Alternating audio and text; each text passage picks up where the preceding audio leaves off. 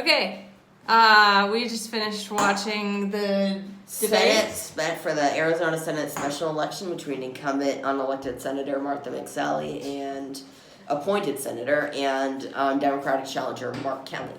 And going into the debates, what's the latest polls? Mark Kelly is up around 7 points according to 538, and he has a 78% chance of winning according to 538. Real Clear Politics has him at pulling ahead by 6.5%. Okay, so he's got a pretty strong lead. Yeah, he's got a decent lead. Okay, and like, what was your overall thought on Well, I'll try to see this as nonpartisanly as I can. Okay. So I think there are some areas that Kelly could have improved on. Like, I think he could have mentioned more on, like, there was like a question about trade, and I think he could have mentioned more on that. But overall, I think he did. And there was like one instance where he didn't answer the question, but other than that, I think he did very well, and he did a good job having a calm attitude. While Sally was just very rampant and just fiery. He was so steady. I mean, I got upset watching. What was watching. she calling him? Counterfeit Kelly. How many times do you think she did it? I don't know, like 17 or 20 times. And he never called her a name. Yeah, yep, exactly. Yeah. And what did he say? How many people were out of work in Arizona? 420,000, which is roughly the population of Mesa, the third largest city in Arizona. Wow. That's a lot of people out of work. Yes. And also what she said about the losers and suckers and the military. She said that those are anonymous sources, even though the Wall Street Journal and The Atlantic confirmed it. Those are not anonymous sources. Okay, and she supports Trump, and he said a lot of terrible things about McCain. Yeah, and she didn't respond to any of that. Well, she said that... Yeah, she did say that, right? She said that she wasn't happy with it, or that she said she didn't like it. And she said she didn't like it, but I don't think she ever said she didn't like it publicly.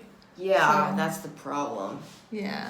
And so where do you think was his strongest points? I think his strongest points were guns and the Second Amendment, as well as Kelly's strongest points. I think he also did very well on border security, actually. Oh, okay. All right, cool. Because he did say that we need to invest in, and he also did good on racial justice and the economy. He had a lot of strong points, but I'd say those are the top two. The thing that he said about racial justice is like we need to work on police reform, and she said that Scottville that Republicans keep bragging about was considered insufficient by many human rights organizations. And he also mentioned things like his plans for border security, including more drones and sensors, cool. And he even complimented McSally for saying, I think part of that is sufficient, but I don't think all of it is sufficient. So I think he definitely did a very strong performance during the debate. Okay, and so... It definitely got better for him towards the end, I think. Yeah, there were some big gotchas there. Yeah. I want to keep the video short, so what do you say, who won this debate? I mean, to be honest, I have to put this as non-partisanly as I can. You do your best. Kelly didn't do perfect on the debate, I'll admit. But, what's perfection? No one's perfect. Exactly, and I think he did very well, especially considering the rude negative attacks from our, unfortunately, United States Senator that our horrible governor put out. And I think he did very well staying calm and answering the questions. All right, you heard it here first. Kelly won. We just got to get him in. Yes. And then get invited. Yes. Go team. Bye. Bye.